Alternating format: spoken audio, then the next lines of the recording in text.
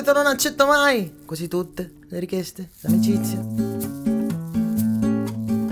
E beh certo devo dire che con te è stato diverso, per via della tua bellezza. Ho guardato le immagini del tuo profilo, io più cliccavo e più mi innamoravo. Ti piace farti tutte le foto dall'alto con qualche fotoritocco ed il muso così.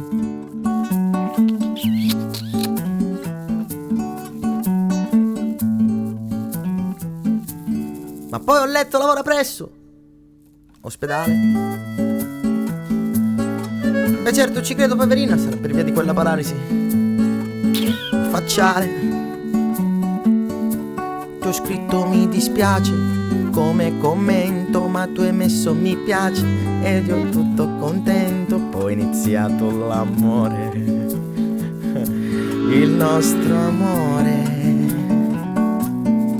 cioè chattare come dei coglioni per 5-6 ore. Il nostro amore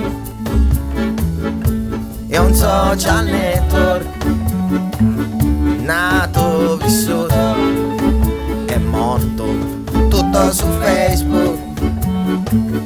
Il nostro amore è una relazione complicata, ma fidati che solo perché non ti ho ancora incontrata. Ed anche se adesso siamo fidanzati ufficialmente, tu dimmi come cacchio faccio via chat a toccarti le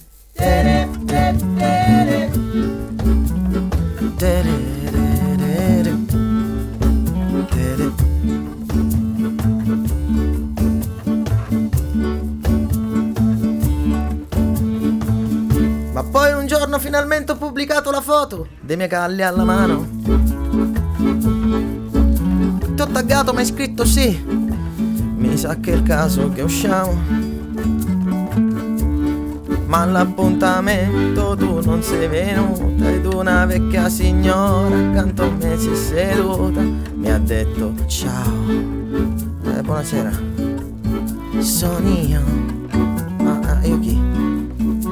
Ma come non ricordi le foto del profilo mio?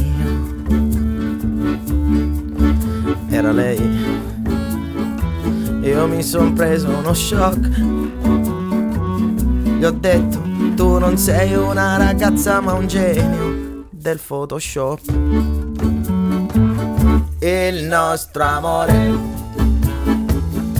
è un social network, nato, vissuto e morto, tutto su Facebook.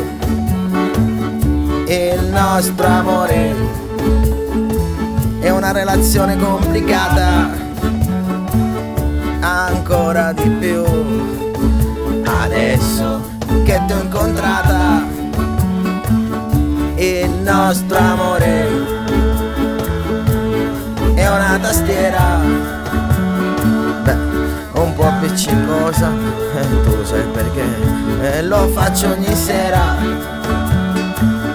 Il nostro amore è un social network e fidati è meglio se rimani soltanto su Facebook.